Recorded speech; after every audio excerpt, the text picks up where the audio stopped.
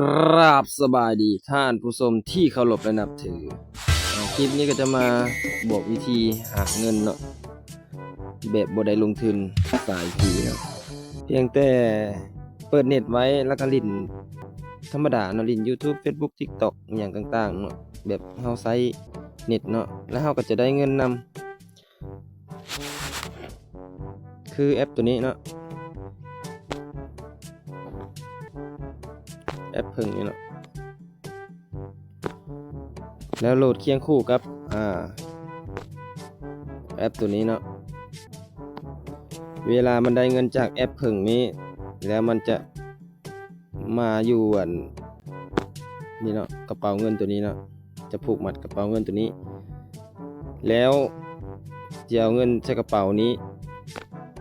แล้วก็ไปถอนใส่แล้วก็แอปตัวนี้เนาะถ้าว่าไผบ่ทันละเป็นก็ค่อยสามารถซื้อจากแอปตัวนี้ได้เนาะซื้อจากแอปตัวนี้ได้จำนวนเงินที่ทานได้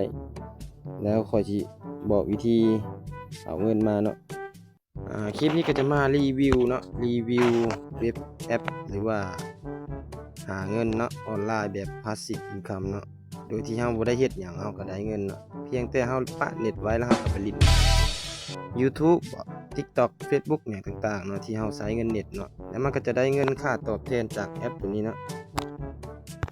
แอปตัวนี้แอปเพิ่งนี้เนาะแล้วมันก็จะไล่เงินให้เฮาเนาะเฮาใช้เน็ตหลายเท่าใดมันก็แฮ่งได้เงินหลายเท่านั้นเนาะใช้เคียงคู่กับแอปตัวนี้จะเป็นกระเป๋าเงินจากเวลามันได้เงินจากแอปเพิ่งนี้มันก็จะไปใส่กระเป๋าตัวนั้นเนาะเดี๋ยวคลิกเข้าไปเบิ่งเลยหน้าตาแอปมันจะเป็นอะไรเข้ามาแบบนี้แล้วเนาะอันนี้ก็จะเป็นรายได้เฮาเนาะรายได้แต่ละมื้อที่ว่ามันเวลาเฮาลิ้นเน็ตเนี่ยต่างๆมันจะขึ้นมาแบบนี้เนาะนี่ตัวนี้ก็จะเป็นกระเป๋าเงินที่ว่าเป็นกระเป๋าเงินที่ว่าเฮาผูกมัดกับเว็บตัวนี้เนาะเว็บหาเงินฟรีนี่เนาะ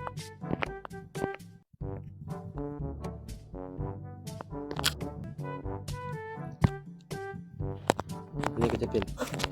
กระเป๋าเงินที่ว่าผูกมัดกับแอปตัวนั้นเวลามันเงินมันได้มันก็จะมาแบบมาอยู่ในห้องนี้นะ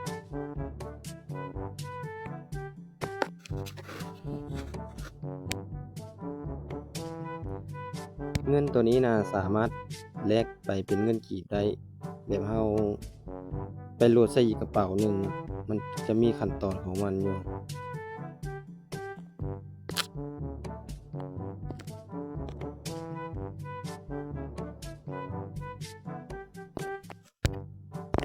ห้องนี้ก็จะเป็นแบบเชิญเพื่อนเนาะอันนี้ลิงก์ให้หมู่เชิญเข้ามาเนาะมั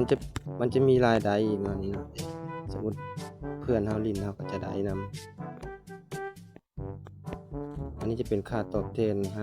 5 ดอลลาร์หรือว่า3 ดอลลาร์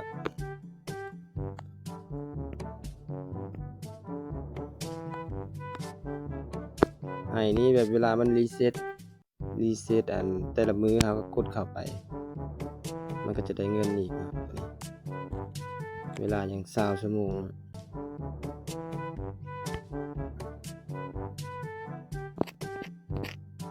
แอปนี้ก็รีวิวเพียงส่ำนี้เนาะถ้าว่าใครสนใจก็เดี๋ยวสิแปะลิงก์ไว้สมัครเนาะเดี๋ยวคลิปต่อไปจะมาสอนวิธีการลงทะเบียนเนาะ